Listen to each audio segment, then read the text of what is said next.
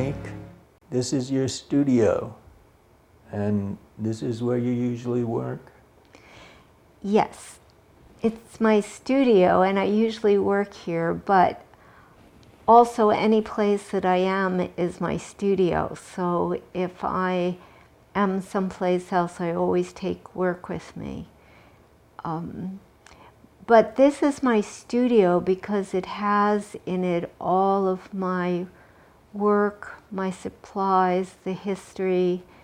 And so when I come in here, I feel surrounded by my career and my history as an artist. And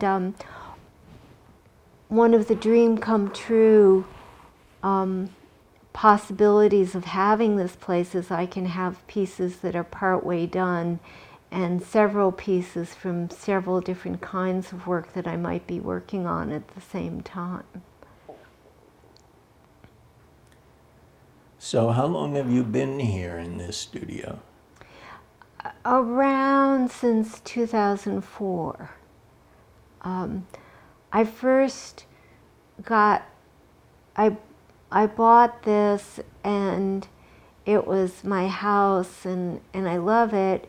And then I realized that it was a pretty civilized house and that I would wreck it by using it as a studio. And I was looking for another space to use as a studio. And then another house came up, and so then this turned into the studio. But that was in 2004.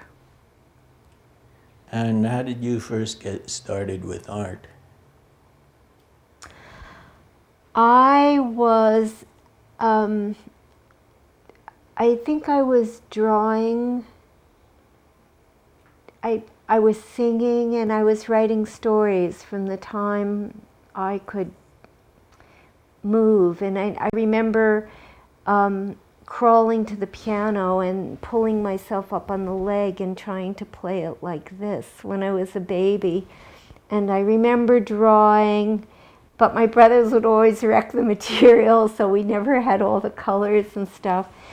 And my parents were Ivy League educated and expected me to be a good student, and I was a very good student. And whenever I went to art class, time would disappear and I would get completely engulfed in it.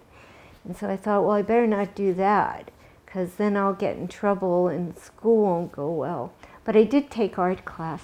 Then when I was in college, I went to Antioch and I was on a co-op job in the Angeles Crest Mountains in La Cañada. It was exquisitely beautiful and I was writing a lot.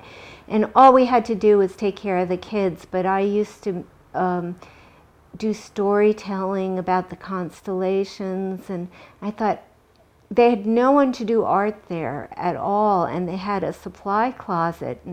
And I said, when they were showing me around, they turned on the light in the closet and they said, this is the art supply closet. We don't know what to do with any of this, but here's this. And I said, oh, well, you could do this, or you could do this, or you could do this, or you could do this. And they just turned to me and they went, you're in charge of art. So I was, on the weekend, all of the counselors had this little house in Seal Beach, and everyone would go to the beach, and I'd go to the library, and I got all these books on arts and crafts projects, ostensibly that I could do with the kids. And one of the projects was how to make paper mache animals. And so I started to build these small paper mache animals and then paint them with tempera and shellac them. And then the other counselors would say, we're going out. You want to come? And go, oh, 5 more minutes, 5 more minutes. And then I started spending nights and weekends.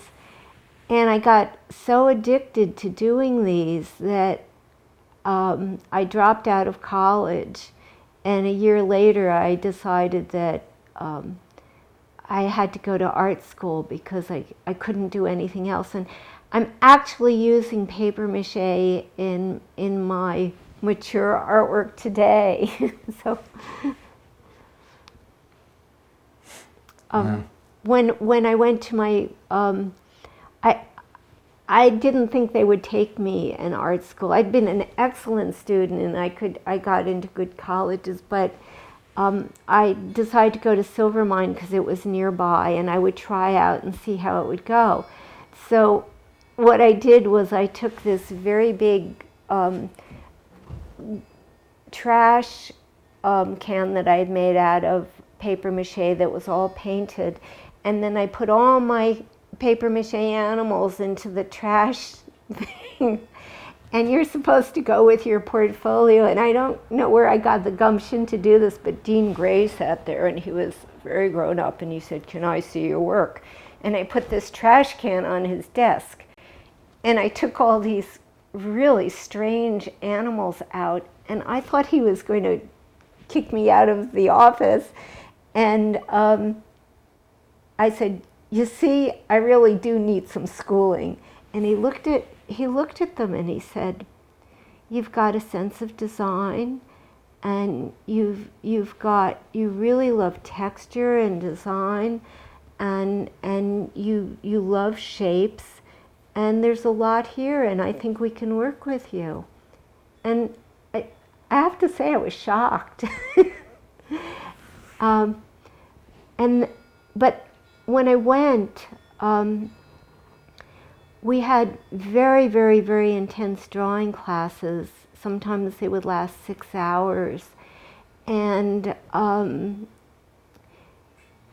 they really pushed us. And some of the assignments were so intense about learning how to see the simplest things and to see the most complicated things. And they kept asking more and more and more of you. And it taught me to see in a way I had never seen before. What I used to say is I used to see just so I wouldn't bump into the furniture.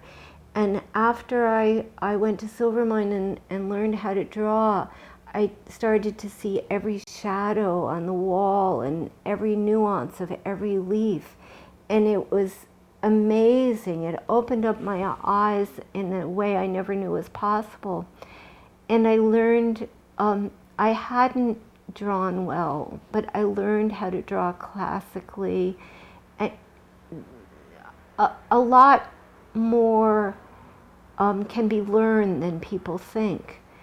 But what I brought to it was my intelligence and sensitivity. And a lot of the other students had thought of themselves as a class artist for years, and I was not that. And so I was very fertile ground. I was saying, "Let it come in, show me, teach me, I want to learn." And it was an amazing process for me.